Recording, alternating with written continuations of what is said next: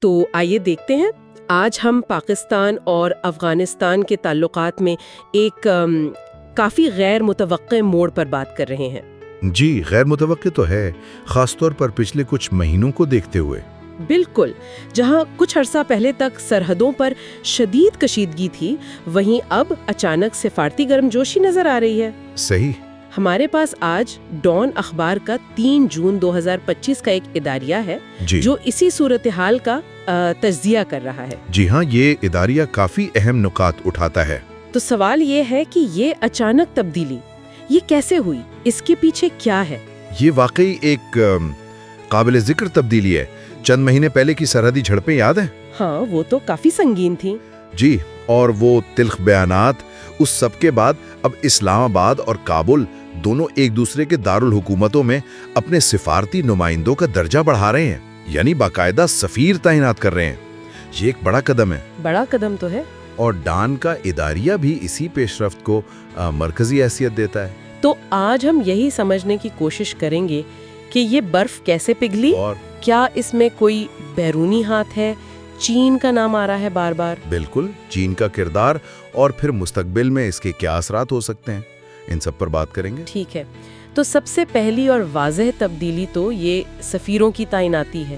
یہ بظاہر تو ایک معمول کی سفارتی کاروائی لگتی ہے نا؟ دیکھیں، لگتی تو معمول کی کاروائی ہے، لیکن موجودہ حالات میں اس کی اہمیت بہت زیادہ ہے۔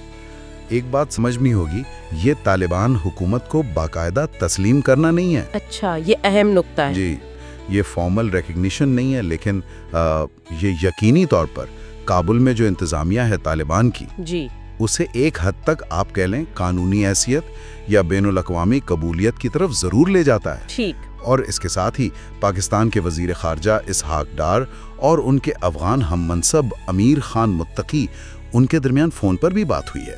اچھا، کیا بات ہوئی؟ وہاں بھی یہی بات ہوئی کہ مختلف شعبوں میں، جیسے تجارت ہے، سیکیورٹی ہے، ان میں دو طرفہ تعاون کو مزید گہرا کیا جائے گا۔ یعنی یہ صرف علامتی نہیں بلکہ عملی تعاون کی طرف بھی اشارہ ہے۔ لیکن یہ سب اتنی جلدی کیسے ہو گیا؟ مطلب ابھی تو وہ سرحدی جھڑپیں، ڈان اداریہ نے بھی تو انہیں خطرناک کشیدگی کہا تھا۔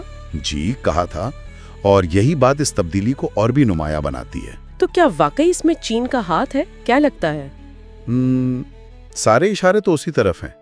ایسا لگتا ہے کہ تعلقات میں یہ جو اچانک بہتری آئی ہے نا، ہاں، یہ بڑی حد تک چینی سفارتکاری کا نتیجہ ہے۔ ہاں، پچھلے مہینے بیجنگ میں ایک میٹنگ ہوئی تھی، سافریقی، پاکستان، افغانستان اور چین کے وزرائے خارجہ کی۔ جی، یاد ہے۔ تو اطلاعات یہی ہیں کہ وہاں چین نے کافی زور دیا تھا دونوں ملکوں پر، پاکستان پر بھی اور افغانستان پر بھی۔ کس بات پر زور دیا تھا؟ کہ بھائی اپنے سفارتی تعلقات ٹھیک کریں، انہیں معمول پر لائیں اور جلد از جلد سفیروں کا تبادلہ کریں۔ اچھا، لیکن چین ایسا کیوں کر رہا ہے؟ ان کے اپنے کیا مفادات ہیں اس میں؟ دیکھیں، چین کے مفادات بالکل واضح ہیں۔ ایک تو افغانستان میں ان کی اربوں ڈالر کی سرمایہ کاری کے منصوبے ہیں۔ صحیح، خاص طور پر معدنیات کے شعبے میں۔ بالکل، وہ انہیں محفوظ بنانا چاہتے ہیں۔ دوسرا، چین کو سیکیورٹی کے حوالے سے خدشات ہیں۔ کیسے خدشات؟ خاص طور پر ایسٹ ترکستان اسلامک موومنٹ یعنی ETM جیسے چین مخالف گروہوں کے حوالے سے۔ چین نہیں چاہتا کہ یہ گروہ افغان سرزمین استعمال کریں۔ تو وہ علاقائی استحکام چاہتے ہیں؟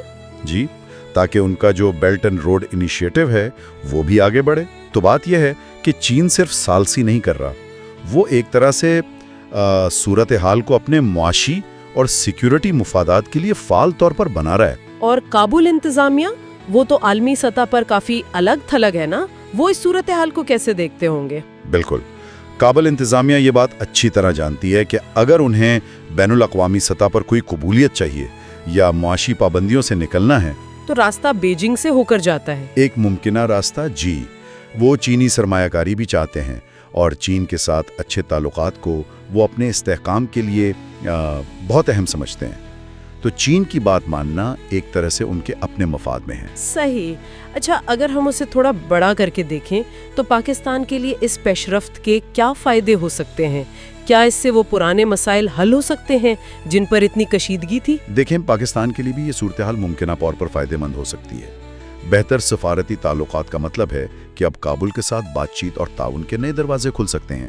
خاص طور پر سیکیورٹی اور تجارت پر؟ جی، خاص طور پر جو TTP اور دوسرے پاکستان مخالف گروہوں کا مسئلہ ہے نا، جو مبینہ طور پر افغانی سرزمین استعمال کرتے ہیں، ہاں وہ تو پاکستان کے لیے بہت بڑا مسئلہ رہا ہے، شدید تشویش کا باعث رہا ہے۔